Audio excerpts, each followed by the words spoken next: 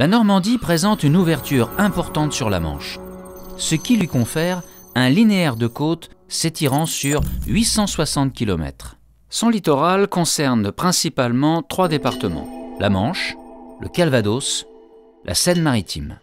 Cette diversité géologique et paysagère est exceptionnelle et en fait actuellement un lieu de multiples convoitises. Jusqu'au Moyen Âge, le littoral est considéré comme un milieu hostile. Les marées et les tempêtes entraînent des conditions de vie difficiles, sans compter la menace permanente des envahisseurs arrivant par la mer. Des citadelles défensives sont érigées aux points les plus stratégiques. Les villes sont relativement éloignées du littoral. On construit alors des polders pour créer de nouvelles surfaces agricoles. Ce n'est qu'à partir de 1850 que les hommes s'approprient le littoral par la mode des bains de mer, réputés bons pour la santé. La naissance des stations balnéaires change radicalement l'image du littoral. Dans les grands ports normands, les activités se développent. Dès lors, l'urbanisation et l'industrialisation du littoral vont se poursuivre de façon intense. L'adoption de la loi dite « loi littorale » en 1986 marque un tournant en régulant désormais l'aménagement de la côte. Le Conservatoire de l'espace littoral et des rivages lacustres, créé en 1975, contribue également à préserver les espaces naturels et à favoriser leur ouverture au public. Aujourd'hui, 2 grandes trajectoires se dessinent et s'opposent. Les paysages littoraux continuent d'attirer des constructions, mais la côte normande est de plus en plus soumise à des aléas. Le littoral est convoité, mais fragile.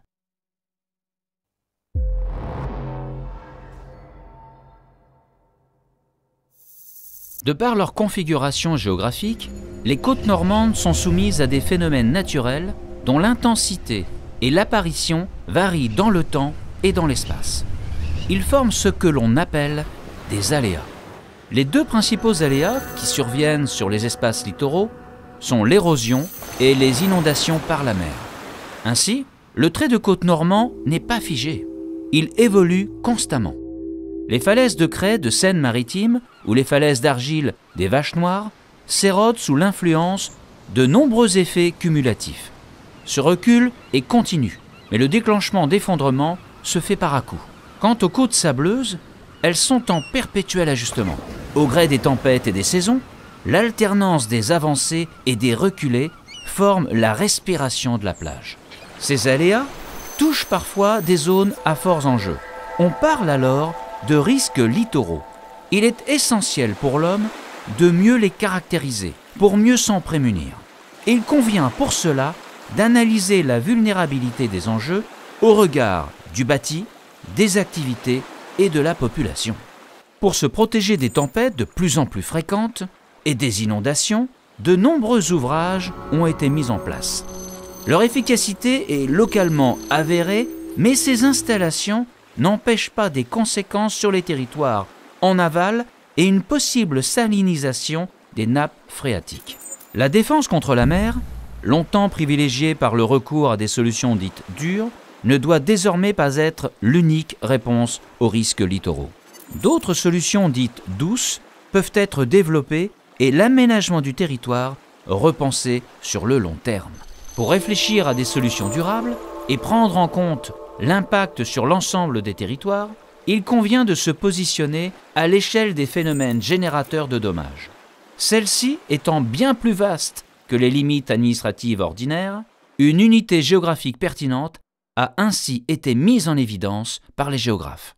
Cette unité s'appelle la cellule hydrosédimentaire. Il s'agit d'un périmètre de côte le long de laquelle le sable circule en vase quasi clos, délimité de part et d'autre par des obstacles naturels ou artificiels. Par exemple, sur l'ouest Cotentin, une cellule hydrosédimentaire a été délimitée par la morphologie de la côte, allant du cap de Flamanville, au niveau de la commune Lépieux, à la pointe du Roc, au niveau de la ville de Granville. Anticiper les conséquences du changement climatique sur le littoral nécessite de s'adapter et de repenser l'aménagement des territoires. Or, la Normandie compte environ 200 communes côtières. Un Normand sur 9 y habite et cette population s'accroît chaque année. Les collectivités sont donc confrontées à de nouveaux enjeux pour gérer la frange côtière normande. Autant de défis que les pouvoirs publics doivent gérer et anticiper pour maintenir l'attractivité de la frange côtière, porteuse d'opportunités aussi bien économiques que touristiques. Depuis le 1er janvier 2018, la gestion des milieux aquatiques et la prévention des inondations, GEMAPI, est une compétence confiée aux intercommunalités pour une meilleure intégration à l'échelle locale, notamment dans les documents d'urbanisme. À l'échelle de la région Normandie, un dispositif dédié, appelé « Notre littoral pour demain », a été proposé aux collectivités afin de les aider à élaborer une stratégie de gestion intégrée et partagée du littoral sur le long terme. Les personnes qui interagissent sur les espaces littoraux et arrière-littoraux sont nombreuses, avec des préoccupations variées. Pour accompagner au mieux cette diversité d'acteurs, de nombreuses structures se mobilisent sur le territoire normand et leur amènent chaque jour des éclairages, du conseil et de l'expertise pour répondre à leurs besoins. Il convient de mobiliser l'ensemble des citoyens afin de mieux anticiper et innover face aux changements côtiers à venir.